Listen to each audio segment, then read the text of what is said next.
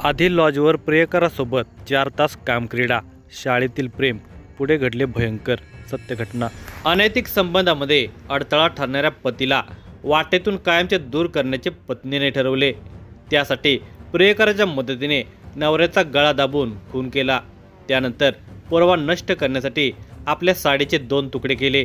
त्या साडीने त्याचे हातपाय बांधले। तो मृतदेह पोत्यामध्ये भरून पुणे ससाने नगर येथून सारोळे येथील नीरा नदीच्या पाण्यामध्ये टाकून दिला।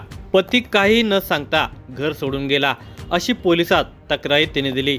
आता ती प्रियकराबरोबर मजा मारायला मोकळी झाली होती, कारण तक्रारीवरून शोध घेतला तरी तो काही सापडणार नसल्यामुळे तो कुठेतरी गेला असेल असे सगळ्यांना वाटत राहणार होते। दुसरीकडे नदीत मृतदेह कुजून जाणार होता, पण तसेच झाले नाही। 3-4 दिवसानंतर तो मृतदेह पाण्यावर तणगू लागला होता। ही माहिती मिळताच राजगड पोलिसांनी पंचनामा करून अत्यंत कौशल्याने तपास केला आणि अवघ्या 8 तासातच संशयितांना ताब्यात घेतले। विश्वासघाताचे उदाहरण असणाऱ्या या घटनेचा सविस्तर वृत्तांत पुढील प्रमाणे आहे। पण तत्पूर्वी तुम्ही जर ह्या चॅनेलवर जर नवीन असाल तर प्लीज आपल्या ह्या मराठी चॅनेलला नक्की सबस्क्राईब करा। उस्मानाबाद जिल्ह्यातील वडगाववाडी तालुका लोहारा या गावात सिद्धेश्वर बंडू भिसे वय वर्ष 40 हा राहत होता।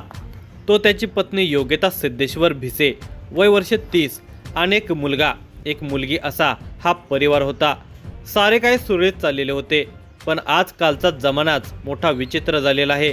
सर्वसाधारण गृहिणी, संसारकर्त्या, 1-2 मुलांची आई असणाऱ्या महिलांच्या मध्येही कामुक चाळीक करण्याची विकृत मानसिकता प्रबळ होताना दिसत आहे। या रिकामटेकड्या बायका मोकळ्या वेळेत मोकळेपणाने वागतात, त्यांच्याशी मग आंबट शौकीन पुरुष लगट करू लागतात। मग वासना उफाळून येते आणि त्यातून अनैतिक संबंध सुरू होतात। हेच योगिताच्या बाबतीत घडले होते। दिवसभर तिचा पती कामासाठी बाहेर जात होता, मुले शाळेत जात होते, दिवसभर खेळत होते। या दरम्यान योगिता मात्र मोबाईलवर तर कधी आजूबाजूच्या बायकांच्या सोबत गप्पा मारत बसत होते।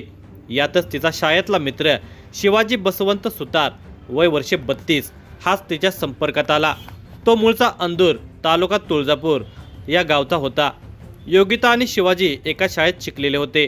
ते लहानपणापासून एकमेकाला ओळखत होते। शिवाजी शाळेत असल्यापासून योगिताच्या मागे लागलेला होता। तिला हे माहीत होते। आता लग्न होऊन 2 मुले झाल्यानंतर तिला आपल्या शाळेतील दिवस आठवू लागले होते। तर्नाबांड शिवाजी आपल्यावर मरत होता हे लक्षात आल्याने ती हरकून गेली। ती त्याच्याशी हसून लाजून बोलू लागली। त्याच्याही आयुष्यात अजून कोणी बाई आलेली नव्हती आणि शाळेपासून आवडणारी योगिता आता पुन्हा संपर्कात आल्याने तो खूप खुश झालेला होता। तोही तिच्याशी गोड गोड बोलू लागलेला होता। मोबाईल व सोशल मीडियामुळे दोघांनाही मनात येईल तेव्हा संपर्क साधण्यात कोणताच अडचण येत नव्हता। दोघांच्या गप्पा सुरू झाल्या त्याच मुळात काम वासनेच्या मोहाने, त्यामुळे त्यांच्यातील संबंध निर्माण व्हायला वेळ लागला नाही। तो आता नेहमीच तिच्याकडे येऊ लागला। वडगाववाडी ते अंदूर हे अंतर केवळ अर्धा-पाऊण तासाचे असल्याने तिने बोलावले की तो लगेच येत असे।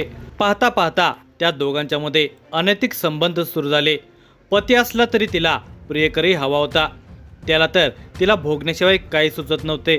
दोघांच्याही मनात वासनेची आग पेटल्याने त्यांना लाज उरलेली नव्हती। पती घरातून बाहेर पडला की ती प्रियकराला बोलावून घेत असे आणि दोघांची काम क्रीडा रंगत असे। त्यांचे हे प्रेम प्रकरण त्या छोट्या गावात फार काळ लपून राहिले नव्हते। गावामध्ये त्या दोघांच्या संबंधाची चर्चा नातेवाईक मंडळी, पै पाहुणे, मित्र परिवारासह सगळीकडे झाल्याने सिद्धेश्वरची घरची मंडळी वैतागली होती। तिला कितीही समजावून सांगितले तरी ती काही ऐकत नव्हती। कोणी काही म्हटले तरी तिला त्याची पर्वा नव्हती। तिला प्रियकराकडून शरीरसुख घेणे इतके समजत होते। या सगळ्या प्रकाराने तिचा पती सिद्धेश्वरही हतबल झालेला होता। त्याचे तिच्यापुढे काहीच चालत नव्हते। अखेर त्याने गावच सोडण्याचा निर्णय घेतला। तिला घेऊन लांब कुठेतरी गेलो तर तिचा नाद सुटेल असे त्याला वाटले होते। त्याच्या घरच्यांनीही त्याला होकार दिलेला होता। त्यानंतर 1-2 महिन्यापूर्वी सिद्धेश्वर हा पुणे हडपसर ससाने नगर गल्ली नंबर 4 शिवाजी महाराज पुतळ्याजवळ राहण्यास आला। तो पाण्याच्या टँकरवर ड्रायव्हर म्हणून काम करू लागला। सिद्धेश्वरने आपला 9 वर्षाचा मुलगा गावाकडे आई वडिलांच्याकडे ठेवण्यात आला। त्याचे आई वडील 2 भाऊ गावी होते, तर पत्नी योगिता व 6 वर्षाची मुलगी हे त्याच्यासोबत पुण्यात राहत होते. आता योगिता पुण्यात आल्याने तिचा आणि शिवाजीचा संपर्क होणार नाही. ती हळूहळू त्याचा नाद सोडेल आणि संसारात लक्ष देईल असे सिद्धेश्वरला वाटत होते. पण झाले होते उलटेच. कारण योगिता आणि शिवाजी हे सतत मोबाईल, व्हॉट्सॲप, इंस्टाग्रामवर बोलत होते. आता त्या दोघांना भेटता येत नसल्याने योगिता चिडत होती. पती सिद्धेश्वर तिला घेऊन पुण्याला आल्यामुळे प्रियकराकडून सुख मिळत नाही म्हणून ती चिडलेली होती. हा राग ती सिद्धेश्वरवर काढू लागलेली होते. त्याच्याशी वाद घालू लागली. मुद्दामच ती रात्रभर मोबाईल चॅटिंग करत शिवाजीशी बोलायची. तिचे हे वागणे सिद्धेश्वरला सतत खटकत होते. त्यामुळे सिद्धेश्वर योगिताला शिवीगाळ करायचा. ते उलट उत्तर द्यायचे. त्या दोघांच्या मध्ये चिडचिड आणि भांडण तंटा रोजच होत होता. सिद्धेश्वरमुळे आपल्याला शिवाजीला भेटता येत नाही. सिद्धेश्वर नसता तर आपण शिवाजीसोबत सुख भोगले असते, आनंदात राहिलो असतो असे तिला वाटत होते. तर शिवाजीला वाटत होते की तिचा पती नसता तर तिला रोजच मनसोक्तपणे भोगता आले असते, रोज रगडून काढता आले असते. पण तिचा पती असल्याने सगळ्या सुखात अडचण निर्माण झालेली आहे.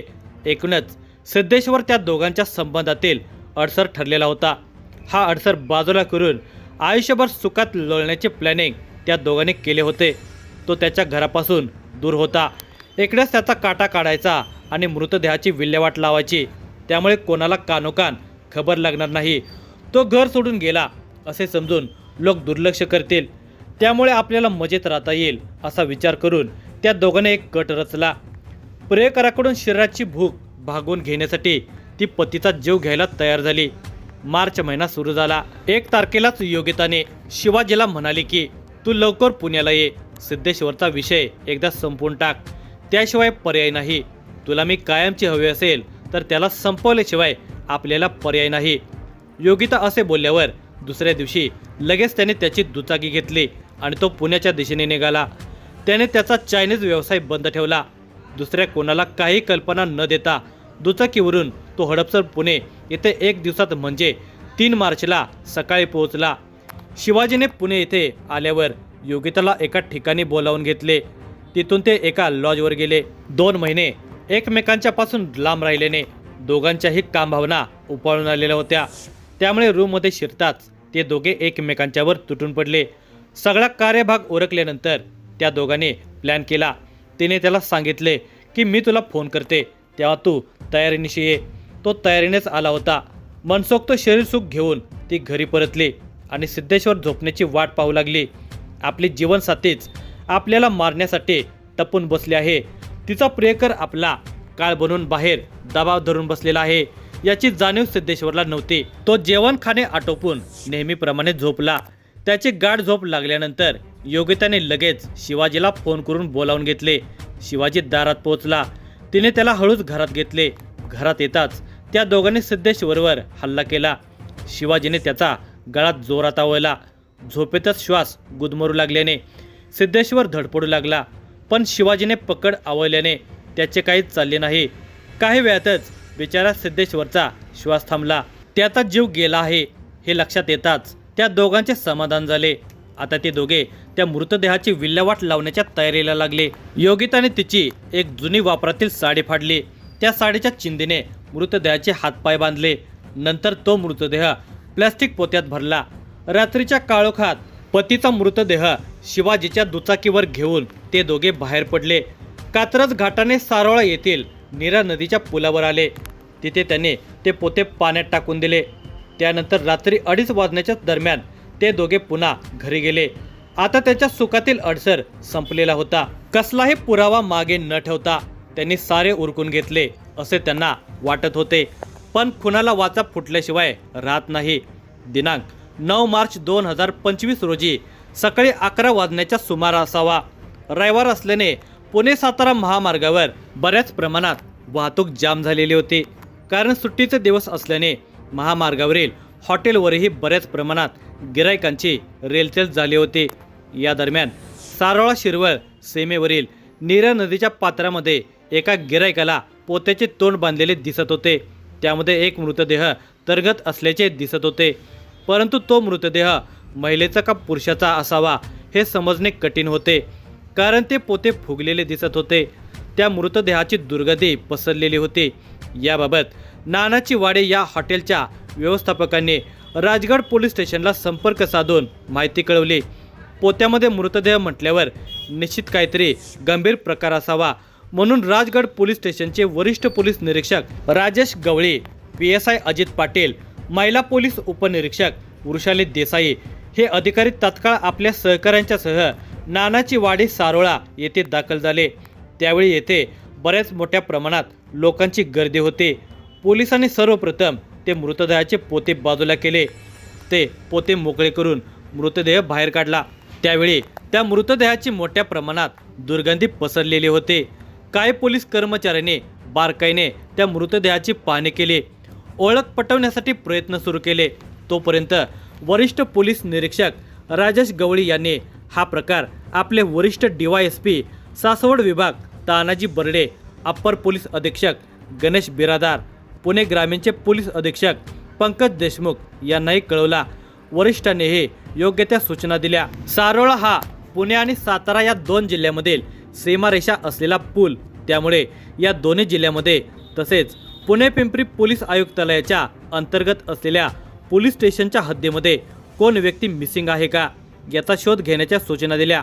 तोपर्यंत राजगड पोलीस स्टेशनच्या स्टाफने त्या मृतदेहाचा पंचनामा करून मृतदेहाची बारकाईने पाहणी केली। त्यावेळी मृतदेहाच्या उजव्या हाताच्या पंजाच्या मागे ओम असे गोंदवलेले होते। मृतदेह फुगलेला असल्याने त्याच्या अंगावरील शर्ट काढून घेतला। त्यावेळी त्या शर्टची बारकाईने पाहणी केली। त्यावेळी त्या शर्टचा टेलर टॅग पाहिले असता कृष्णा टेलर लोहारा, जिल्हा उस्मानाबाद असे लिहिलेले टेलर टॅग शर्टच्या कॉलरवर दिसले। एवढी माहिती मिळताच व हातावर गोंदलेले ओम हे अक्षर हे तपासासाठी महत्त्वाचा मुद्दा ठरलेला होता। तोपर्यंत पोस्टमॉर्टमसाठी मृतदेह भोर येथील ग्रामीण रुग्णालयात पाठवण्यात आला। सरकारतर्फे पोलीस हवालदार मयूर निंबाळकर यांनी रितसर फिर्याद नोंदवली। निश्चितच खुनाचा प्रकार असल्याने स्वतः वरिष्ठ पोलीस निरीक्षक राजेश गवळी यांनी तत्काळ Rajgad police station PSI Ajit Patil आणि त्यांचे सहकारी पोलीस कॉन्स्टेबल अक्षय नलावडे यांना तपासाच्या दृष्टीने योग्य त्या सूचना दिल्या। या गुन्ह्याच्या तपासासाठी दोन वेगवेगळी तपास पथके तयार करण्यात आली। मृतदेहाची ओळख पटवणे खूप अवघड होते। वरिष्ठांच्या आदेशाने तत्काळ PSI अजित पाटील हे लोहारा जिल्हा उस्मानाबाद या ठिकाणी गेले। त्या ठिकाणी जाऊन कृष्णा टेलर याच्याकडे जाऊन चौकशी केली व सदरचा शर्ट कोणत्या व्यक्तीने शिवलेला होता याचा शोध घेऊ लागले। कृष्णा टेलर याला विश्वासात घेऊन चौकशी केली। तसेच मृत व्यक्तीच्या हाताच्या पंजाच्या मागे ओम असे गोंदलेले होते। त्यावेळी त्या टेलरने सांगितले की हा शर्ट शिवून घेणारी व्यक्ती सिद्धेश्वर बंडू भिसे, वय वर्षे 40, मूळ राहणार वडगाव वाडे, तालुका लोहारा, जिल्हा उस्मानाबाद आहे। तो गेल्या काही दिवसापासून पुणे हडपसर ससाने नगर गल्ली नंबर 4 शिवाजी महाराज पुतळ्याजवळ राहत आहे। तो पाण्याच्या टँकरवर ड्रायव्हर म्हणून काम करतो अशी माहिती तपास पथकाला मिळाली। पोलीस तत्काळ तेथून ससाने नगर पुणे येथे आले व त्यांनी ससाने नगर येथे जाऊन मृत व्यक्ती सिद्धेश्वर भिसे याच्या घरी गेले। त्यावेळी घरामध्ये सिद्धेश्वरची पत्नी योगिता सिद्धेश्वर भिसे, वय वर्षे 30 हिच्याकडे चौकशी केली। तिचे बोलणे वागणे पोलीस पथकाला संशयास्पद वाटत होते। तिने पती सिद्धेश्वर मिसिंग झाल्याची खबर काळे पडळ पोलीस स्टेशनला दिली होती, परंतु तिने गोंदलेले ओम अक्षर सांगितलेले नव्हते। मयत सिद्धेश्वर याचे 2 भाऊ, आई वडील व त्यांचा मुलगा गावाला होते। त्यांनी ही खबर दिल्याने व त्यांच्याकडे बारकाईने माहिती घेतली। तसेच तपास पथकाने आजूबाजूला चौकशी केली तेव्हा योगिता व सिद्धेश्वर यांच्यामध्ये सतत वाद होते आणि तिच्या शाळेतील प्रियकरासोबत अनैतिक संबंध असल्याची माहिती पोलिसांच्या हाती लागली।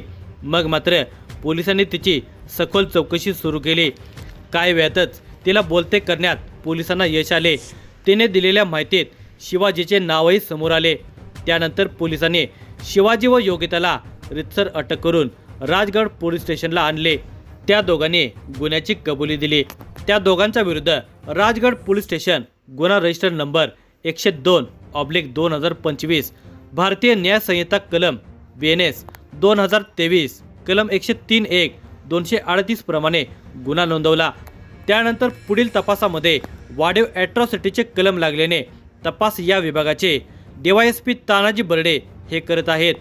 या गुन्ह्याचा तपास पुणे ग्रामीणचे पोलीस अधीक्षक पंकज देशमुख, अपर पोलीस अधीक्षक गणेश बिरादार आणि इतर सहकाऱ्यांच्या मदतीने पूर्ण केला।